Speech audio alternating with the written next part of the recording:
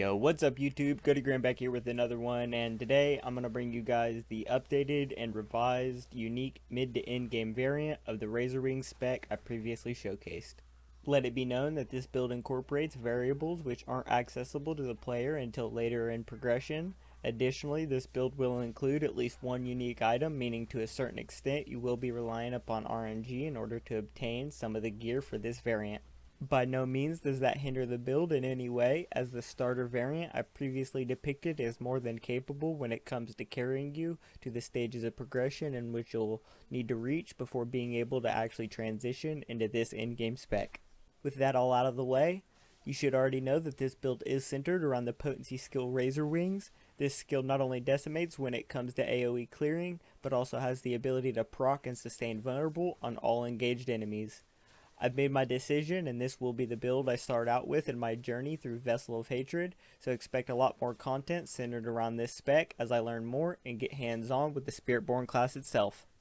Before we take a look at the build, I want to start off by preceding the video with a short description as to how the Spiritborn's class mechanics fundamentally function. The Spiritborn has 4 types of spirit animals, each with their own respective skills. The Jaguar incorporates fire damage and fast-paced multi-attacks. The Eagle channels lightning damage and hones in on mobility and benefiting from its enhancements. The Gorilla comes swinging heavy physical damage with high investments in damage reduction and other forms of mitigation. And the Centipede harbors a deadly bite utilizing a toxic poison which pairs perfectly with a myriad of debuffs. In addition to each spirit having its own respective skills, they also grant specific class bonuses, each applying a passive effect to aid you in your progression, similar to the Druid Spirit Boons.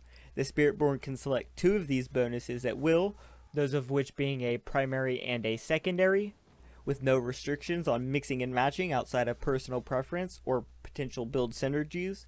Your primary bonus is unlocked at 15, and later on, at level 30, your secondary slot is unlocked for you to socket your final spirit bonus.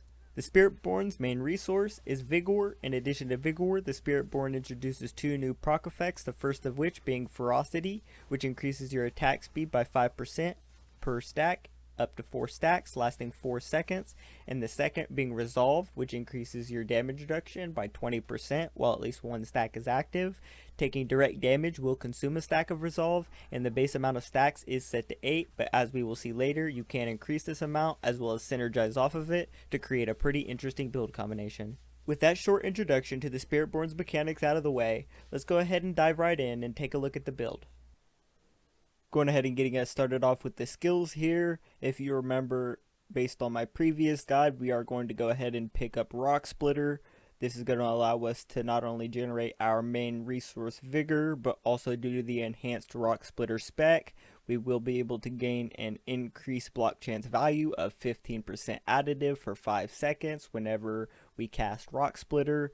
In addition, we will be able to gain 11 Vigor whenever we block. If you don't already know, my builds follow a concept in which I use a pairing of aspect synergies to gain block chance and then scale my critical strike damage based on said block chance amount.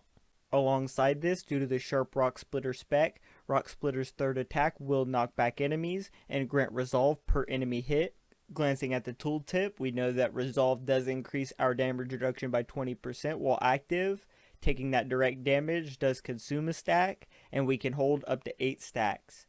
Later on, when we reference our aspects, you'll see that we do have one that allows us to gain block chance per stack of Resolve that we have, which will in turn overall multiplicatively scale our critical strike damage based on another aspect. When it comes to our core skill section here, we don't have a whole lot going on simply due to the fact that our primary skill is going to be the potency skill Razor Wings. However, we do need to put a few points into the passives here in order to gain the pathing to our focus branch. So we are going to go ahead and pick up Follow Through. This allows our basic skills to deal 6% multiplicative increased damage, which is then doubled for third cast.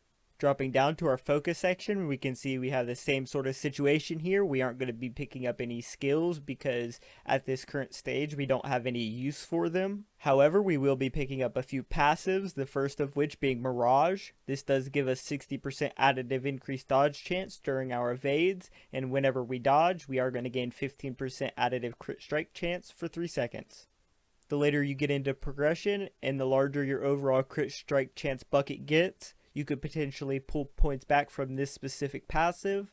However, we are still needing to spec into it at least a few points in order to gain access to our overall defensive tree. Just above that, we have Unrestrained Power. This allows us to deal 12% multiplicative increased damage while either unhindered or unstoppable. There are various sources of both, some of which we will discuss here in just a moment. Moving on to our defensive skill tree section here, we do have quite a bit going on, so let's go ahead and break it down. Starting out with Armored Hide, this is going to give us various benefits, the first of which being passively, we will be able to gain Resolve every 5 seconds. In addition to this, while active, we will encase ourselves, becoming unstoppable and gaining 100% block chance for 5 seconds. Like we just talked about, we do need Unstoppable for the Unrestrained Power passive in order to gain that additional 12% multiplicative damage when we are either unhindered or unstoppable. If we also recall back to the previous statement, whenever we gain block chance, we are going to be able to scale our overall critical strike damage based on a pairing of aspect synergies, so any overall block chance we gain is going to be a massive benefit. When it comes to the enhanced Armor Hide spec, this does grant us maximum resolve stacks whenever we have Armor Hide active. This is important as, like we mentioned before, we are going to be scaling our block chance based on the amount of resolve stacks that we have, and we scale our overall crit damage based on the amount of block chance that we have. So having resolve stacks always at maximum is definitely going to help us out with upkeeping that overall DPS boost. Just above that, we still spec into Adaptable Armor Hide in order to gain that 5% maximum life healing whenever we evade through an enemy whilst Armor Hide is active. Spiritborn doesn't have too many sources of healing, so we go ahead and pick this up just as a way to guarantee that we are sustaining ourselves in some way. Now below that, we are going to go ahead and pick up Counterattack. This passively allows us to gain 10% dodge chance and automatically retaliate against close enemies whenever we dodge their attacks. Whenever it's active, we will dodge all direct attacks for 3 seconds per cast, up to 6 seconds. In addition to this, due to an aspect, we'll see later on that whilst counterattack is active, it will also be reflecting our Razor Wings back out. Counterattack enhancement does reduce counterattack's cooldown by 0.5 seconds per stack of ferocity we have. And then reinforced counterattack will allow counterattack to passively increase our critical strike damage by 6% multiplicative for every close enemy, up to an overall value of 30% multiplicative. Since we are a crit strike damage centered build, this is pretty good. Normally we would just get this benefit anyways and activate it passively, but since we're using counterattack actively due to Razor Wings, this is even more efficient when paired with this specific build. Hopping around to take a look at our first passive here, we do have Patient Guard still. We're going to be picking this up simply for that 10% additive block chance benefit whenever we spec one passive point in there. But by all means, if you need one more point somewhere else and it's more important, I'd recommend redistributing this specific point right here. Just above that, we can see we are going to go ahead and pick up Endurance still, which grants us 5 Vigor whenever we cast a defensive skill. However, we're mainly just using this as a pathing option to get to Perseverance here, which, since we do go ahead and put 2 points into this, we are going to get 1% additional damage reduction per stack of Resolve. Like we mentioned previously, we are going to be investing in Resolve stacks quite a bit, so to gain an additional defensive value out of that as well due to this passive just seems like it's logical. To the right of that, we also have Fueled. This is going to give us increased life on kill equal to 10% of our maximum life while we have at least 4 stacks of ferocity. And like we mentioned previously, due to the shortage of overall sustain effects, we are going to go ahead and prioritize getting a few of these so we can make sure that we're healing. That does wrap up the defensive section of the skill tree. Let's go ahead and move on to the potency section. As we previously mentioned, our primary skill, Razor Wings, is a potency skill, so that is going to be the first thing that we're going to go ahead and pick up here. It is a projectile-based ability that we can make orbit around us to deal AoE damage, but looking at enhanced Razor Wings here, we can see that this allows Razor Wings to make enemies vulnerable for 5 seconds when hitting with either a critical strike or from behind. Above that, we have Invasive Razor Wings. This is going to allow our Razor Wings to last 300% longer and gives them that spiraling outwards pattern that will help us with AoE damage. Below that, for our main mobility skill, we are going to go ahead and pick up Rushing Claw. This is essentially just a dash, but with 4 charges instead of 2. Now we are pretty much picking up every possible passive, so let's go ahead and break that down. Getting us started off here with Resilient, Whenever we cast the Gorilla skill, this is going to grant us 15% multiplicative increase maximum life for 10 seconds. We are picking this up as a little bit of extra defense and sustainability. However, if your overall defensive nature is more than fine, I would recommend pulling these points and potentially putting them in other offensive or utility-based skills or passives. Up next, one of the more recently announced passives and a new addition to our skill tree here, we have Vehemence. This allows our potency skills to deal 30% multiplicative increased damage at the cost of 15% increased cooldowns. It should be self-explanatory due to the fact that our primary skill is a potency skill, Razor Wings. We should pretty much pick this up right off the bat as it is a flatline benefit to that skill itself. Dropping down to take a look at our Centipede passives here, we do have Ravenous. This is going to allow our Centipede skills to deal 7.5 multiplicative increased damage, which is then doubled when we are fighting healthy enemies. Due to our primary Spirit Hall bonus being the Centipede, we are able to make all of our skills Centipede skills, taking advantage of this specific benefit. Up next is Oppressive. This will allow our Centipede skills to deal 12% multiplicative increased damage to crowd control enemies, and henceforth gain 30% additive increased crowd control duration. Moving on to our Jaguar passives, you might be wondering how we're actually even utilizing these. Due to the fact that we are running the unique Harmony Helm, our secondary Spirit Hall bonus does work similar to our primary bonus, where it makes all of our skills Jaguar skills. Taking a look at our first passive though, we are going to pick up Potent. This will allow our Jaguar skills to increase the damage an enemy takes from us by 0.1% multiplicatively up to 10% multiplicatively per rank. Below that we do have Furnace. This allows our Jaguar skills to deal multiplicative increased critical strike damage per stack of ferocity. Being a critical strike damage centered build, we do want to take advantage of this, and due to our secondary Spirit Hall bonus being the Jaguar, we are going to be able to generate ferocity whenever we kill an enemy or damage a boss. Up next, we have our Eagle passives, the first of which being Brilliance. This allows our Eagle skill damage to be increased by 24 multiplicative percent of our overall movement speed bonus. Not only having our primary skill as an Eagle skill, but also having high investments in movement speed itself. This is definitely a pretty important passive for us to pick up. Speaking of movement speed, just above that we have Acceleration. This will allow us to gain 15% increased movement speed whenever we cast an Eagle skill, and after Evade, our next Eagle skill will deal 30% multiplicative increased damage, so this is kind of a 2-for-1 in terms of damage. Moving on to our ultimate skill tree section here, we are going to go ahead and pick up the Hunter. This is an AoE slash attack, essentially a whirlwinding effect. The main reason we're going to go ahead and pick this up being Harmonious Hunter. This allows us to overfill our ferocity by 4 stacks and cause us to deal 100% multiplicative increased damage to injured enemies for 8 seconds whenever we activate the Hunter. Below that, we do pick up Exalted Hunter, as this allows us to gain a 40% chance to instantly reset the Hunter's cooldown whenever we kill an enemy. This chance is halved after each consecutive reset though. When it comes to our first passive, we are going to go ahead and pick up Resolution, as this allows us to deal 15% multiplicative increased damage to elites for 3 seconds whenever we cast an ultimate skill, which is then doubled if we're only fighting one enemy. Just above that, we do go ahead and pick up Spiritual Attunement. This is simply just a way to path to Supremacy. Supremacy reads, any enemies you kill while an ultimate skill is active grants a stack of Supremacy, each increasing your damage by 3% multiplicative up to a total of 30% multiplicative, and then whenever an ultimate skill ends, we will gain 5 stacks of Supremacy, which we then lose every second. Hopping down, once again, is a pathing option. We do go ahead and pick up Sustenance. However, as we mentioned previously, we don't have too many ways to heal, so this is an additional source of sustain whenever we cast an ultimate skill. Intricacy is what we're mainly looking for though. Upon casting an ultimate skill, the last different potency, defensive, or focus skill you cast prior is reset and can be cast for free up to 3 times in the next 5 seconds. If done properly, this will allow us to spam our Razor Wings for free 3 times over and over and over, chained with the successional casts of the Hunter.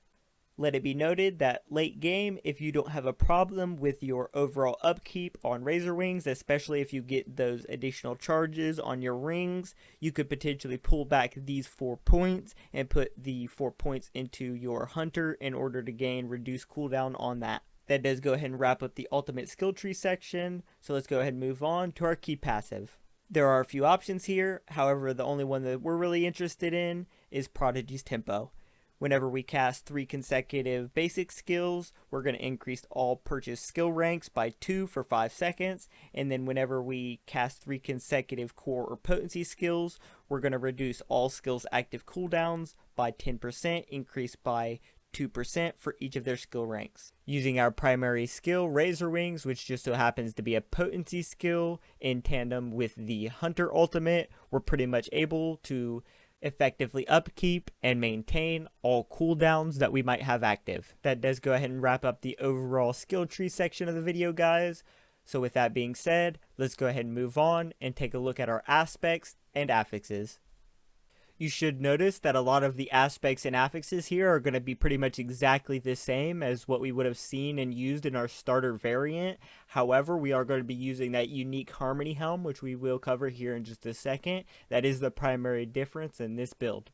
Jumping straight in and taking a look at our two-handed quarterstaff, we are going to be going ahead and running the Potent Exchange aspect. This is going to allow us to gain 1 resolve whenever we dodge an attack, but primarily we're looking for that potency skills to consume 2 resolve to deal 110% multiplicative increased damage. As we know, Razor Wings is our primary skill, and it is a potency skill, so this seems to be one of, if not the best, offensive aspects to use in tandem with this build. Down there at the bottom, we can see that we are going to be using the Tam Cry combo for our runes. This allows us to invoke the Spiritborn's Vortex, dealing damage and pulling enemies in whenever we cast a non-channeled core skill. After some changes and rune removals, there aren't too many overall offensive choices here when it comes to this specific slot, so we just go ahead and throw this one together. However, if you have some other synergy that you'd like to slap on in exchange for this rune combination, feel free to do so.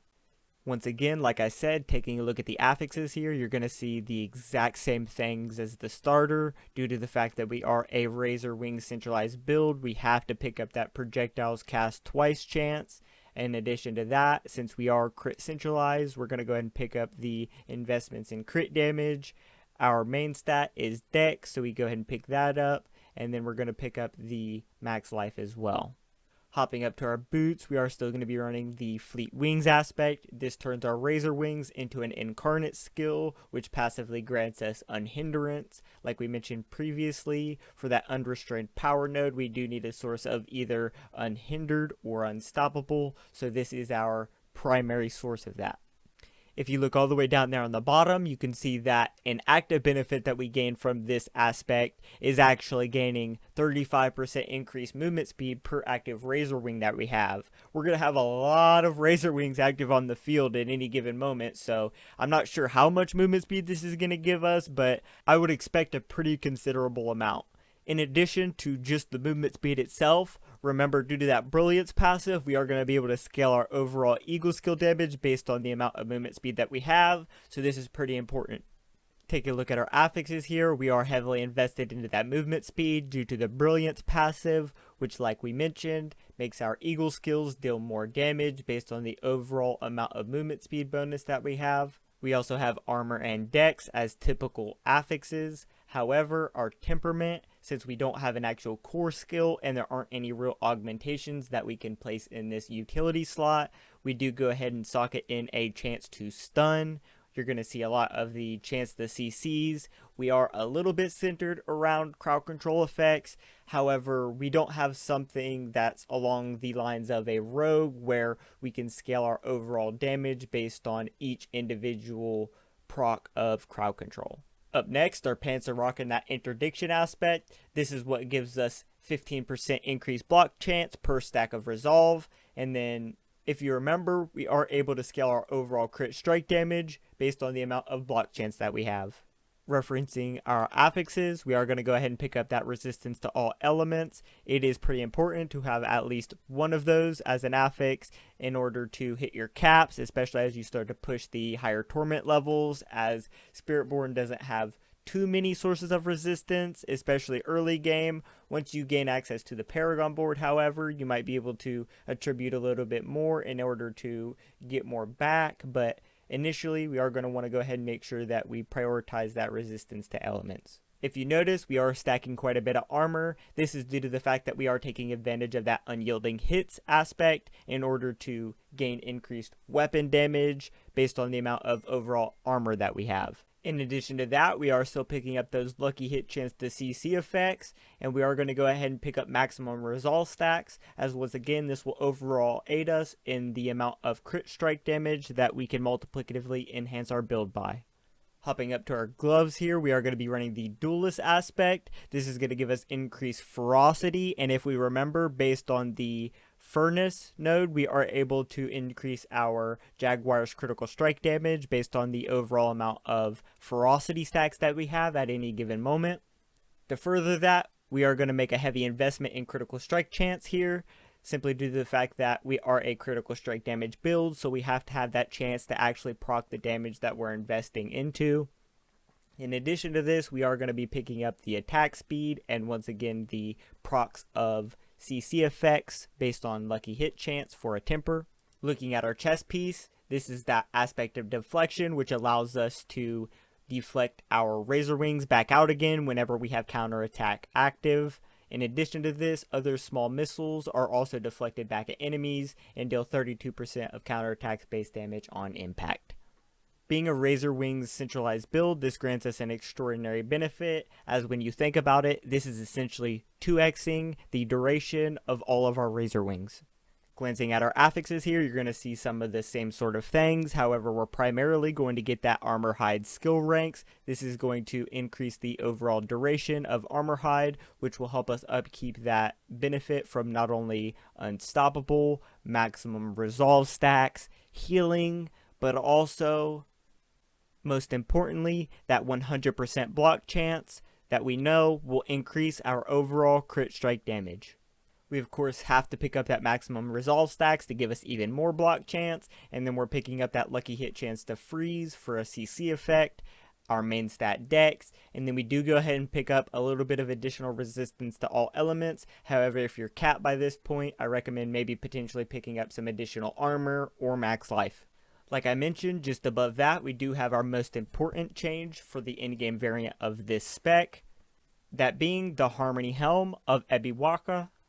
Taking a look at the benefits that this actually gives us, we can see that according to our secondary Spirit Hall choice, our skills will now all additionally be either Jaguar, Eagle, Gorilla, or Centipede skills. Like we previously mentioned, this is how we take advantage of actually gaining the benefits from multiple different spirit sources without actually having our skills reflect those spirits. Just below that, it reads, your skills deal 30% increased damage per spirit type. That hasn't been changed for whatever reason on max roll. I guess it says the tooltip is, but maybe I need to go in and change the item itself to reflect the actual percentage values that's going to be in game. That will only go up to 30%.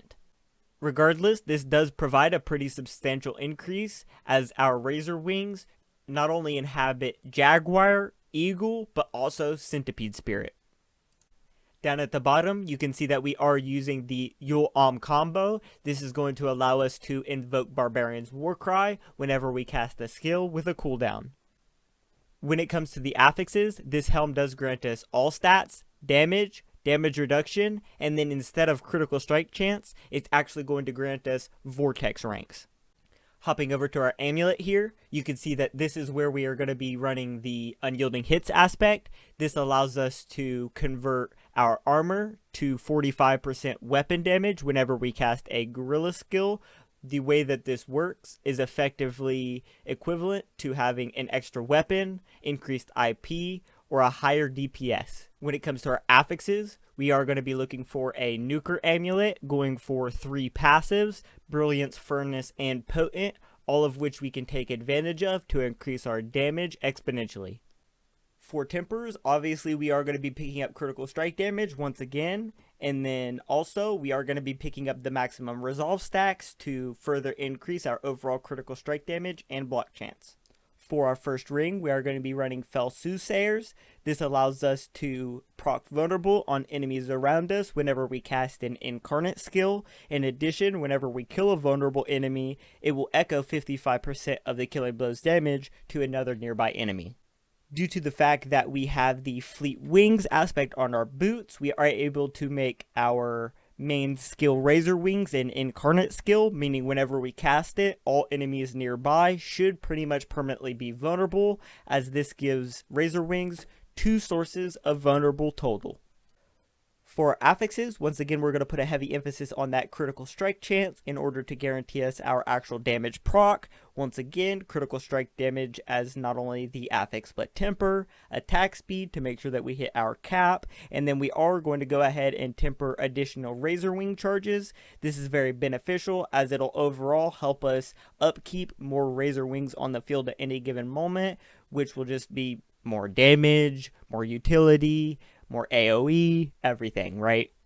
For our final gear piece and our second ring here, we are going to be running the redirected force aspect. This is what allows us to gain increased critical strike damage equal to 70% multiplicative of our overall block chance, and whenever we block, we are going to double this bonus for 10 seconds. This final aspect does allow us to pull our entire build together and utilize all of our previously invested aspects, affixes, and variables to their fullest possible extent. Our affixes are pretty much going to be exactly the same. However, instead of tempering our extra Razor Wing charges, we do go ahead and temper counterattack charges, simply due to the fact that, if we remember, counterattack does allow us to deflect our Razor Wings back. So if we already have the ability to pretty much permanently cast our Razor Wings, additional charges isn't going to be as beneficial as our counterattack charges will. That does go ahead and wrap up the aspect and affix section of this video. So with that being said, I want to go ahead and take a quick note of our Spirit Hall bonuses. Now, differing from our starter build, we are going to actually be picking the Centipede as our primary Spirit Hall bonus. Reason being, this is going to allow us to convert all of our skills to Centipede skills, which allows us to take advantage of that Ravenous and Oppressor passive.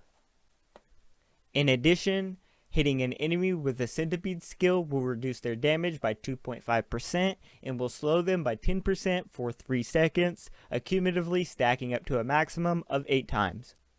Hopping over to our secondary Spirit Hall bonus, we are still going to be running the Jaguar. As we mentioned, due to the Harmony Helm, this allows us to apply the Jaguar Spirit to all of our skills as well. In addition to this, and more importantly, we don't actually have a specific generator for ferocity, so we have to have the Jaguar secondary Spirit Hall bonus in order to make sure that we have ferocity generating. That will end off the aspects, affixes, and the Spirit Hall bonus section of this video. Let's go ahead and move on to taking a look at the Paragon.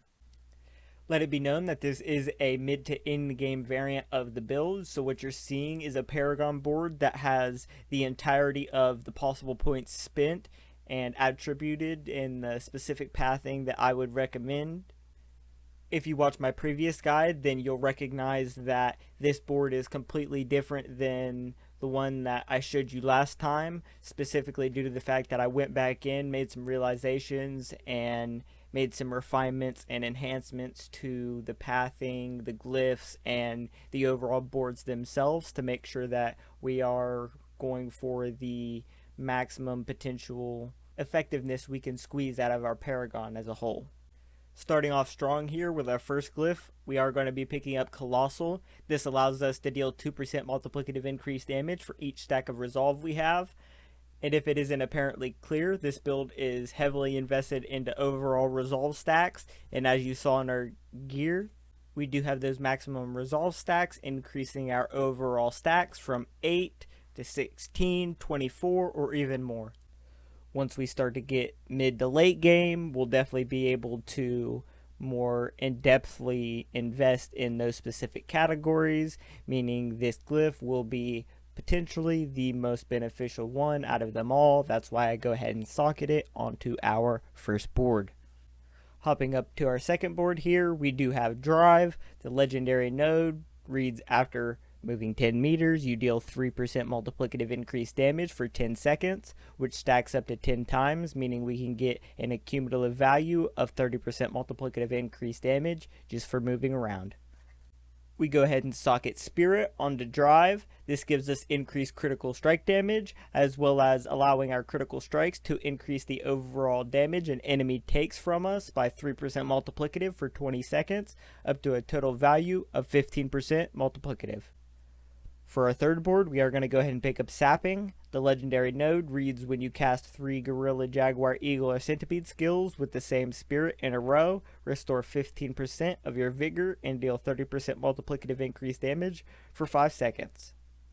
Not only due to the fact that our Spirit Hall bonuses allow us to make all skills, either Gorilla, Jaguar, Eagle, or Centipede skills, but also since we are going to be pretty much always spamming Razor Wings, this benefit should be, for the most part, permanently upkept.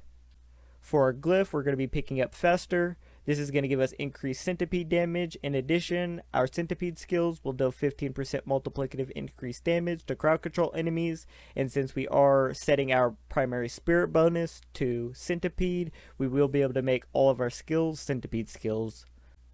Taking a big jump over here to the left, we will have Convergence for our fourth board. The legendary node reads, you deal bonus damage equal to 20% multiplicative of your 2 highest bonus to damage types combined, up to a total value of 30% multiplicatively. The associated glyph is going to be Talon. This is going to give us increased eagle damage, as well as granting our eagle skills 15% multiplicative increased critical strike damage. Now rotating up and around here for our final board, we do have Revealing. The legendary node reads, lucky hit up to a 30% chance to knock down vulnerable enemies, and we deal 30% multiplicative increased damage to crowd control enemies. Now when it comes to our final glyph, there weren't too many options, so what I went ahead and decided to do was pick up Fitness here. Fitness allows us to gain a little bit of extra increased critical strike damage and grants us 3 vigor whenever our skills critically strike. That does go ahead and wrap up not only the Paragon section, but the entire build guide itself. I want to thank you guys for watching, and if you enjoyed, give the video a thumbs up. Don't forget, this is just one of the mid to end game guides that I'm going to have coming out, in addition to a various amount of other D4 Season 6 Vessel of Hatred related content. So if you're interested in staying up to date with any of that, don't forget to subscribe. This has been Go to Grand. Stay safe out there, and peace out.